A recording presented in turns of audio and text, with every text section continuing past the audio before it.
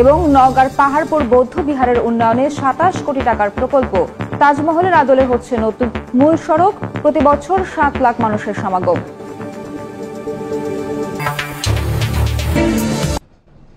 ইউনেস্কোর বিশ্ব ঐতিহ্যের স্মারক হিসেবে নওগাঁর পাহাড়পুর বৌদ্ধ বিহারের সৌন্দর্য বর্ধনে ২৭ কোটি টাকার প্রকল্প হাতে নেওয়া হয়েছে।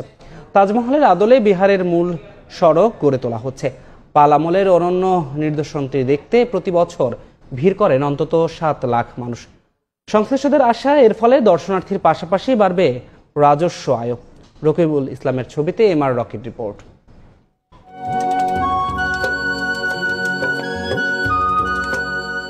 পাহাড়পুর বৌদ্ধ বিহার পাল আমলের এক অনন্য নিদর্শন। নানা উৎসব ছাড়াও প্রতি বছর দেশ বিদেশ থেকে অন্তত ৭ লাখ মানুষ দেখতে আসেন এই বৌদ্ধ বিহার।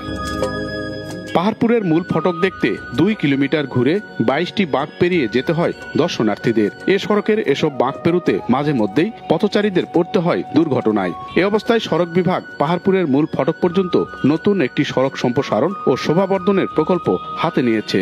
২৭ কোটি টাকার এই প্রকল্পে তাজমহলের আদলে গড়ে তোলা হবে নানা স্থাপত্য।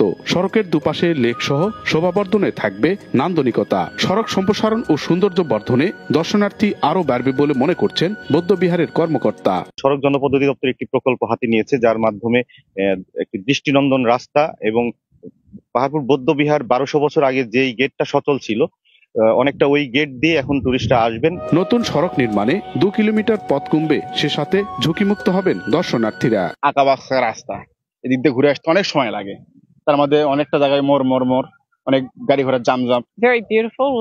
Love Bangladesh, the history, and it's an amazing site to visit. কিভাবে এগুলো তৈরি হয়েছে সেগুলো দেখার জন্য আসছি কৌতূহল নিয়ে। পাহাড়পুরের শোভাবর্ধনে ১২ একর জমি অধিগ্রহণে কাজ করছে জেলা প্রশাসন। ১১-১২ একর জায়গা অধিগ্রহণের কার্যক্রম শুরু করেছে। অলরেডি এইটার ফান্ডও চলে এসেছে। এটি যদি হয়, পাহাড়পুর সত্যি একটি দৃষ্টিনন্দন এবং আকর্ষণীয় পর্যটন স্পটে পরিণত হবে। পাহাড়পুরের মূল স্থাপত্য ৭৮ একর পরিধি নিয়ে গড়ে তোলেন পাল রাজা ধর্মপাল।